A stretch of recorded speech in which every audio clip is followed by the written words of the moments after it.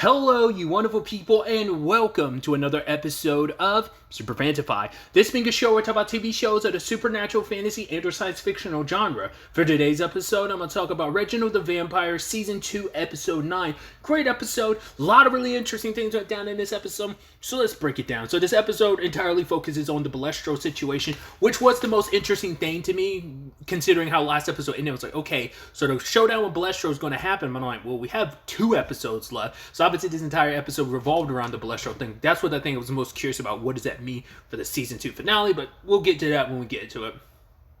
Reginald still technically has no plan. It's like, hey, get Claire here, she's the key, but he still has no idea what that is. His major plan is trying to reason with Balestro, appease to him again about, like, right, giving the vampire species another chance. But you have Maurice and Angela being like, nah, let's fight. But it's like, well, can you really do anything against him? The guy can read our minds, so no plans we come up with will really matter.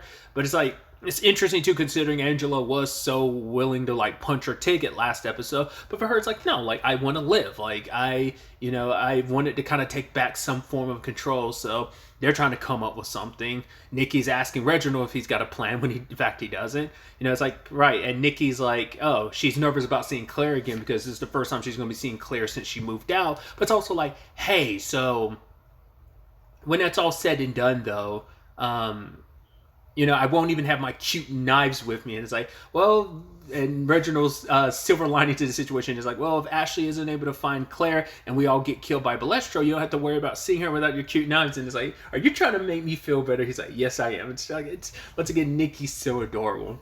But I also love that Penelope and LeBron show up. And it's like, cool. Last time we saw you guys was at the meeting where you try to usurp the throne from Maurice as like the deacon of North America. So it's like, cool, they're here pleading and begging because you're like, we thought we had to track down our good buddy Reginald because obviously you gotta play, like, please save us. And it's like, I don't have a plan to save you guys. Balestro rolls up and he's like, yeah, it's time for your hour of, it's time for you guys to end because you continue to be a plague on existence. And Reginald pleads with them. It's like, well, it's not really our time. You gave us the promise of 34 days. We still have, like, I think at that time it was like 3 hours left on probably a little less than 3 hours on the clock. So Reginald wants to kind of go full-blown law and order this situation. And it's like, right, we're in Balestro's courtroom and he's trying to plead his case to the vampire species. Obviously, he's not a lawyer. If he had time, he'd study an entire law book and he'd be fine. But it's like, well, his point of reference is Law and Order. He's like, I've watched every episode of Law and Order. Didn't he say he watched it twice or something like that? This might be before Law and Order came back as well. So I wonder, does that include all the spin-offs? Or he just said Law and Order, so he might have been specifically referencing the OG. So either way, he tries to present his case about the vampire species. It's like, they have evolved. It's like, look at me. The fact of the matter is I'm super intelligent. The fact is I have a very unique ability. I can compel other vampires. So it's like, yeah, I'm showing that we can evolve. And I'm a pretty dope dude. And oh, Maurice goes out there, does the vigilantism. But it's like, yes, but the actions of one doesn't reflect the species as a whole. So that doesn't matter. What about Nikki? Nikki was an assassin, now giving up her assassin days. He's like, yeah, but you killed my brother, Raphael. And it's like, yeah, plead the fifth on that. So it's like, that kind of blew up in their face. And then, like, put Angela in the sand. Well, Angela's contemplating how to kill me. So there's that. Penelope and LeBron won over Balestro because it's like, right, they're here. Last time they'd only show up in any situation just to benefit themselves, but the fact of the matter is they are here. So, and I love Balestro's point was like, right, that's an extremely large bar to the point that not even a cockroach would be able to crawl underneath how low that bar is, but it's some progress. So it's like, oh yes, we helped, you know. So I also was like, yeah, Penelope and my second favorite, LeBron James. I'm just like, I love he was offended by it. It's like, come on, dude, you're never going to be anyone's top LeBron James. Like, what are you doing, LeBron? Like, no one's going to look at you and be like, you're my number one. I'd assume maybe Penelope, because you and Penelope are tight. She'd probably give you that benefit. But I think 99.9% of the world would be like, nah, son. Nah. Probably even your closest friends would be like, nah, you're still second in my book to, you know, LeBron James that everyone else knows. Maurice did try to broach the conversation from the perspective of saying, like, right, you want to judge vampires, but how can you judge vampires? Because have you judged all of us? Because you're talking about this species as a whole, but you haven't read the minds of every vampire. You're just lumping us as all the terrible things that the vampires have done, and it's like you're just assuming every vampire in the world is like that. But have you looked at every vampire? What about you? What if we put every angel on trial? And let's use the best example recently about Uriel, who killed Mike. Oh, also the same Uriel that, yes, Nikki might have been the one who used the sword to kill Raphael, but who hired her for the job? Uriel. So it's not like angels are squeaky clean either. But Balestro kind of says, like, right, I looked at your point, but it's a moot point. It has nothing to do with this because the ones on trial now are vampires. But to me, it still had validity because it's kind of like, right. But I get it. There's also, like, it shows precedent of, like, right, would you want to judge angels on that? Because he's kind of saying, like, Uriel's mistake does not reflect all vampires. It's like, well, you're kind of using the same argument here, aren't you? But he's like, right, you're talking about one angel versus the many. Now you're talking about the many versus one when it comes to vampires. I'm like, there's only a handful of you, 4 that I deem, like, worthy enough. The others have kind of failed. The 4 out of 6 of you that are here, like, have kind of proved to be better, but the 4 out of 6 of you are just a small fraction that is the larger group that is the vampires, which I love. He had been like, oh yeah, vampires are gathered all around. Our heroes are here in this specific spot because it's in Akron. These are the local vampires in the Akron territory, or at least close enough to the Akron territory. It's like, yeah, they're on top of mountains, out in sea, and it's like, wait, out in sea? It's like, yeah, they're on top of boats. It's like, you know, vampires that are billionaires. And it's like, yeah, that makes a lot of sense. It kind of seemed like everyone was kind of cooked at this point because it's like, right, it's kind of a moot point now. You've been found guilty. You're dead. But luckily, Abraham shows up to confront his father, which also answers a question I had previous. I was like, do all the angels have, like, just, like, flaming swords? Of the 4 we've seen so far, 3 angels, Balestro, Raphael, and Uriel all have flaming swords. Abraham has a flaming axe. I was like, interesting. So maybe it just varies from person to person. I don't know. Don't know if you'll ever really get into the nitty gritty of that. Because, I mean, I'm thinking about, like, even in Supernatural, it's like, well, all the angels had, like, I don't think anyone had anything special sword, did they? Because everyone had, like, the angel blades, but I don't think there was anything, like, not to my recollection that there was anyone that really broke that trend. I mean, everyone had, like, their angel blades, but it's like they weren't unique. They were just kind of like a very uniform weapon, just like these flaming swords. So I wonder, I mean, maybe that kind of shows their rank or something like that. Maybe different angels do have different weapons. But yeah, it's a confrontation, father versus son. It's very, very, you know, father versus son, brother versus brother, very biblical elements to them. And it took Reginald kind of acting as a therapist, literally getting teleported to a therapist's office to kind of play mediator for them. And I love that he's like, oh, he said some kind of term, and they were like, is that some form of combat? And it's like, no, it's where we kind of talk this out after everyone puts their weapons away. And it seems like what Abraham and Balestro's beef comes down to is Balestro has his thoughts of what he wants Abraham to be, and it's like, right, like, I'm trying to save you, my son, to be, you've always rebelled against me to be what you want to be. And he's like, exactly, I've always had to be what you wanted me to be, Dad, not be what I want to be. And that's just the most frustrating thing of, like, do you even love me? And he's like, I don't think you're even capable of that. Like, all you are capable of is resentment and hate. Like, that's, like, it's not some divine mission that's driving you now. It is your, like, I don't know if there's some level of disdain of the vampire species also because of Abraham being what he is. Maybe they went into his conception last season, but it's like, Balestro's like, I made you, but it's like, well, you made him, but, like, he's part vampire, so how did that come about? Like, maybe they explained that last season and I just don't remember.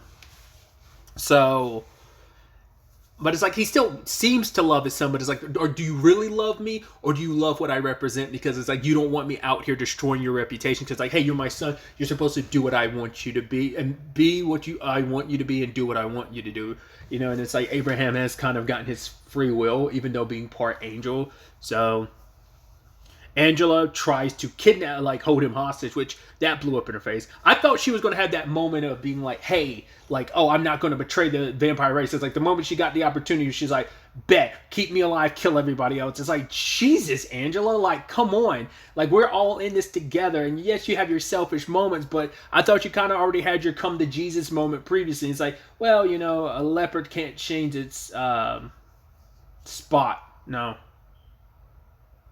Cheetah can't change its spots. A tiger can't change its stripes. Yada, yada, yada.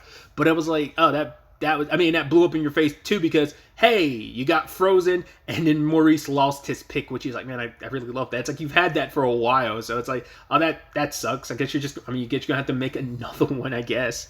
You know, but it's like, right now, I'm sure that one has like a lot of history and, you know, sentimental attachment in that same regard. But it's like, damn, you had to screw the pooch on that, Angela. Like it kind of gives like, if you've ever seen The 100, it kind of gives that same energy as like The 100, nearing the end of how The 100 ends, of like, yeah, you kind of have hope someone will pull through and they end up being kind of the one that damns everyone. It's like, that kind of sucks that you're kind of responsible for that to some level, you know?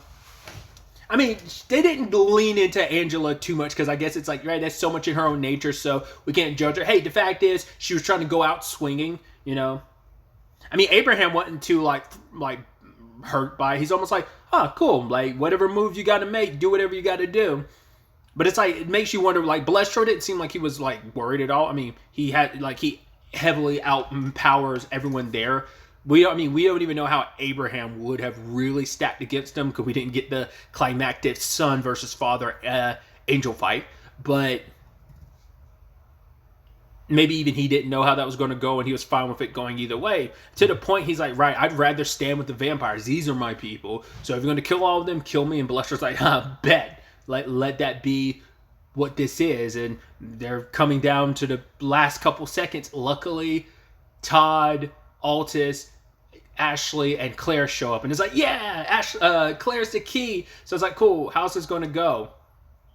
It's like, oh, they also talk about how they found Altus. It's because Ashley's like, yo, there was like an local news about some angry crone attacking some teenage boy, and Altus was like, hey, that he was saying some like very inappropriate stuff to my daughter. It's like, yeah, but all he did was say hi, and Altus is like, yes, but he said it with bed eyes. And she's like, oh, God. He's like, you're going to learn sooner or later, you know, that basically almost trying to give her the sex talk. And I love that you see Nikki nodding along. Yeah, like eventually boys will start looking at you that way. And it's just like, I love Nikki being in mom mode like that. So that was really adorable. So I also love the reveal about what Claire's circumstances are. I was like, that's not where I would have never guessed that's it. Basically, this is our first time hearing that why Claire is the key is because she is a child of a human and a Nephilim, she's the only second one in existence. The previous one was Merlin, which I'm like, I don't know enough Arthurian lore about King Arthur. Sorry. I don't know enough King Arthur lore to be like, has that ever been a thing? I don't think I've ever heard that brought up about Merlin being half human, half succubus. I mean, I say succubus, Jesus, incubus. So I was like, interesting, because they were like, yeah, he had the power of magic, but he would also like be able to shape shift. And his other power as a half human, half incubus is the power of prophecy, and that's where Claire comes into play. If she can prophesize what the future is of this vampire species, she can be the key to saving all of them, because she's able to do something that Balestro can't, because they're not omnipotent. They can't see I mean, they can read people's minds, but like the fact is, for one, he can't read Claire's mind like he couldn't read Merlin's, but also he can't see the future. So he's basing all this on the past, as what Abraham was talking about. It's like, yeah, you're so focused on the past, you're not paying attention to the present or future. So you're looking at the past of what the vampire species has done, not giving them enough time, even though you're saying like they've had so long to kind of mediate and correct their issues, but they didn't.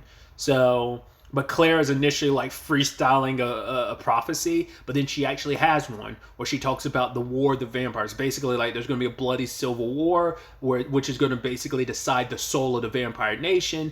and that basically it all kind of like only one can save them all, and it all starts by the death of Reginald.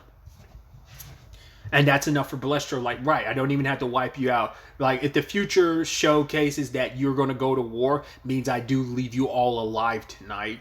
It's like, and there's also the aspect of, right, you'll probably end up killing each other, so he has extra motivation and reason to leave them alone, and kind of bells. And so you're like, wow, so that's how this all concludes. Everyone's happy, but then Balestro comes to Reginald offering him something, and it's like, well, do you really trust him? He's like, yeah, I'm going to give you like a power or evolution. And it's like, what did he give Reginald? Because Reginald was like, I don't know what he gave me. Either he wiped Reginald's memory of what it was, or he gave him something without him being explicit about what it actually was. Because he was vague about it. Because he's like, the only way I could give it to you is you have to take it willingly. So part of me is like, not unless we find out he gave him like his sword or something like that. I doubt it, but what does that, what did he give him, you know, about the future, you know?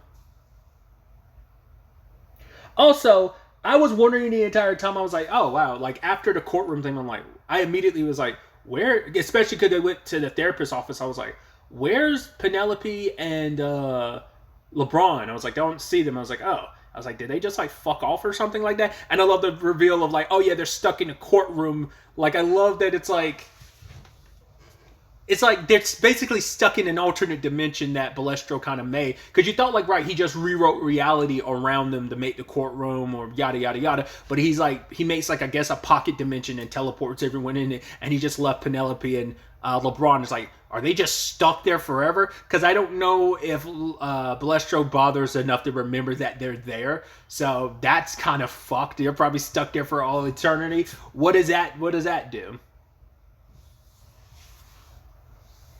So it seems like, hey, we've got some time on the clock now. Granted, there's still what Claire prophesies about a war amongst the vampires. What does that entail about Reginald's death and everything? So they've got a nice reprieve. Balestro has passed, and he has no plans on coming back because their destruction is going to be themselves. So he's kind of like, fine, I'll let that be, because it must be that, considering the prophecy means like, right, I don't come back to interfere. I mean, who knows what the future holds beyond that, but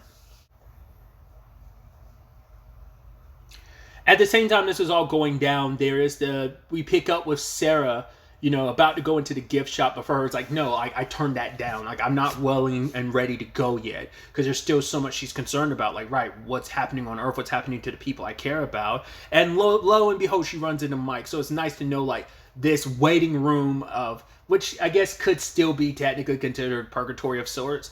They run into each other, and Mike has an idea of what's going on. Not a full idea, but basically anytime someone new pops up, he's like, oh, he talks to them about trying to figure out what's happening on Earth. And they talked to someone this episode named Trevor, who had recently passed. And it's like, oh, I thought they initially thought it was a dream, and now like, oh, they kind of accepted that, because they're like, oh, like, why am I calm? I thought I'd be scared. And it's like, well, you're kind of ready for what's next. Which is very insightful, because that also plays a role for Mike. Because it's like, right, time has passed and nothing happened, so they must have saved the day. So Mike decides to move on, because for him, his only reason for staying behind is he wanted to see like if any of his friends or the people he cared about showed up here, just so they wouldn't be alone. It's nice to have a familiar face there to welcome them and kind of ease them into this. But for Mike, it's like, I've lived so many lives. I've always kind of been living on extra time. Like, you know, the moment he talks about everything that he's gone through, all that he survived, he's like, being covered in my sister's blood and being offered the chance to become what I am. I've had so many lives and so many opportunities, and it's time for me to see what's next. My life has constantly been changing. It's time to happen to the next change and what happens beyond this. But Sarah's like, I'm not willing to go. He's like, you shouldn't. Your life was cut short. You need to keep fighting. You need to find a way. Where it's just a different circumstance. And I think that's supposed to be the beautiful parallel of, once again, humans are, you know, born from Abel. The vampires come from Cain, light and dark, human vampire. Even to the point that when Mike goes through the door, instead of a bright light, it's darkness. So I guess like it's like, oh, because he's a vampire. So because we saw with Sarah, it was a bright light. So, you know, kind of like maybe it is a thing of there is a different heaven or different place for the supernatural, like vampires, versus humans. Which begs the question, like, do other supernaturals go through that as well? Because obviously we've got introduced to at least incubus and half incubus in the case of Claire. Like, what would her circumstances be in the heaven boat? Would she kind of be in a special, like, which she walks that line? Like I said, I don't know if all like supernatural creatures fall into the category of the dark path. I mean, considering like, well, angels are celestials and they're supernaturals, but they wouldn't go down that path, like the path to darkness. I mean, they're in their own special lane. Well, to be fair, it's like, well, angels would be a moot point because they just seem to disappear. We don't know if there's anything beyond that for an angel, or is just death at the end and they disappear. Is there any, like, reconstituting their energy into something else type of thing? Either way, it's kind of like that. There's also that sweet line from Mike where he's like, it's funny. He's like, going into like the darkest darkness. The only thing on my mind right now is Todd. And Sarah's like, yeah, that's love for you. It comes in the strangest form. Because the first thing he was concerned about, he was like, so how's Todd? And she's like, not good. He misses you. And so for Mike to walk into the darkness, and it's just kind of sad. It's like, yeah, you thought maybe we could have Mike back, but it's like, no, it's time for me to move on. So I feel like that's almost meant to be parallel to the Angela, who had kind of, it's storyline of how she had almost given up, and even her and Maurice talking about what she did was obviously her very Angela. She's like, right, doing the heroic thing is kind of new to me. It's still a learning process. And then Maurice tries to make her feel better, but like, yeah, if I was in that situation, I'd do the same. She's like, no, you wouldn't. You've always been kind of selfless, because they have this whole conversation about surviving is one thing, but life is more than just surviving. You got to live. So we'll have to wait to see what that kind of looks like for Angela going forward, like what living looks like for her now that they have more time. Does that mean her and Maurice are going to be more, because I don't know if they've ever made like their circumstances official anymore. It just might be like, it's super casual, we're not going to label it. Life is too long, and especially for a vampire, to kind of get too caught up in labels maybe, but who knows. You have the Altus situation where he is deciding to leave Claire behind, because as a incubus, they're always on the move and stuff, and he's like, I'm very, like, my life is very unstable, but you need stability, and you'll get that with Nikki and Ashley. And it's like, no matter what, I might be on the move, but life will always bring me back around to check on my special girl. You helped basically save the day. You helped save the entire vampire species, being as special as you are. So she did also get one more prophecy, and that was like, right, she's like, we're going to be happy. And Nikki and Ashley are like, yeah, we don't need a prophecy to know that that's all going to work out. It's like, it's so adorable, dude. And that's kind of the last time, like, Alta, he says goodbye to his daughters, like Ashley and Nikki are taking her to get some better napkins to, like, wipe her nose. It's just like, it's so cute how they are so doting over her like that. At the same time, obviously, Reginald is dealing with, that closed register, no Sarah, and Todd trying to be there for him, which obviously Todd is in the same boat as, like, he's come to figure out, like, his feelings about things, and obviously what Mike meant to him and how Mike helped him grow. So I think it is a thing of, like, he had brought it up last episode. He was like, I wasn't sure if I loved Mike, or was it just because what Mike could do for me, trying to turn me into a vampire, which it seems like Todd has given up on that for now. And I think it's just because he's kind of like, right, he's found, like, he was hoping to change because of being a vampire, but now he's changed as a human because of his experiences, especially because of Mike. And it's helped him grow that I think he doesn't need to be a vampire anymore to feel more like himself. He's able to be himself fully, embrace all that he is now, embrace loving who he wants to love, and, not having to give in to being who he thought he needed to be. He's evolved and changed just like the vampires around him kind of evolved and changed, so... But yeah, Todd playing the, like, guessing game with Reginald, and it was like, yeah, that's super adorable. Reg is like, I know what you're trying to do, but that was like me and Sarah's like, you either mentioned an artist or you mentioned a song. You don't do both. At one point they referenced a Diddy song. Was it All About the Benjamins? I think that was what they referenced. and you're like, was that it? I don't remember. And you're like, ooh, in their defense, like this was recorded, like these were filmed well before any Diddy stuff came out, I'm sure. But yeah, like at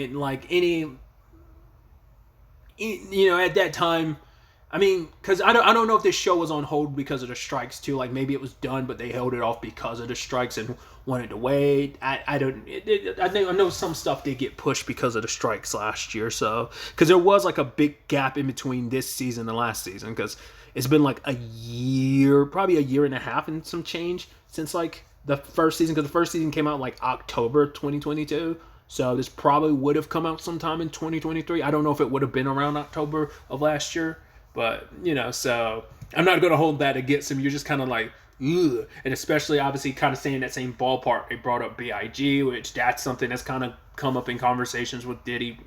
It's a whole thing where I'm like, once again, not holding against the show. It's just the moment Diddy's name came up, I was like, ugh, big yikes.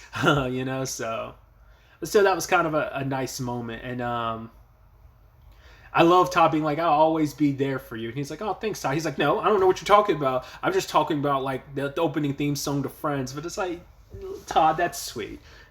Especially because so many people were there for Todd when he was, dealing with the loss of Mike. And he's like, yeah, I know how much Sarah meant to you. And, meant to a lot of us. But obviously meant a lot to you. So, but for Reginald, as Maurice was kind of bringing on, yeah, everyone kind of got their happily ever after. That's where it's like, oh, this is like the penultimate episode of the season, because it's like, yeah, it feels like a lot of stuff got wrapped up, but it's still like, no, what happens to Sarah now becomes a big question. Like, if she were to pass on, what would Uriel do? Because the whole point was like to make her his, so like maybe if she goes off to heaven, he'd be able to always see her, but like, would you be welcomed back into heaven, considering all that you've done? You've even admitted to yourself that you've fallen, so maybe what Balestro gave Reginald is in correlation with the Uriel situation, because for Reginald, his happily ever after is kind of gone now because of Sarah. So it's like the only thing he has is like, I'm going to make Uriel pay. I'm going to find him. I'm going to make him pay. I'm going to torture him for a long time,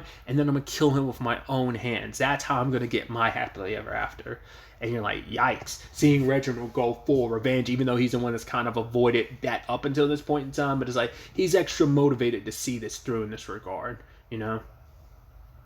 Because there's only so much someone can take. It's like, right, because it is like, Mike was one thing, and that was kind of already kind of sucky. But at the time, they had to worry about, still would have gotten revenge from Mike, because it's like they had to worry about the clock ticking at the time, and then on top of that, Sarah now happened. That finally pushed it over the edge, and now that I don't have to worry about the Balestro's clock anymore, I don't have to worry about Balestro. It's time for some full-blown revenge for everything that he's done. So how that plays out is definitely going to be interesting, especially considering, once again, he was told a couple episodes ago that spot they met up with Balestro would be where he dies, but it didn't happen. And he's also supposed to die in the future, so maybe the fight against Uriel does not go his way. I have no idea. Once again, the Sarah of it all as well. Those are the lingering pieces to. It's going to be interesting to see where all of this takes us going forward into the season finale, and how this all plays out and comes to an end. It'll be interesting to see. But really, that's all I wanted to talk about. So the next time we meet, be happy, be safe, live life to the fullest, and enjoy it. Good day and goodbye.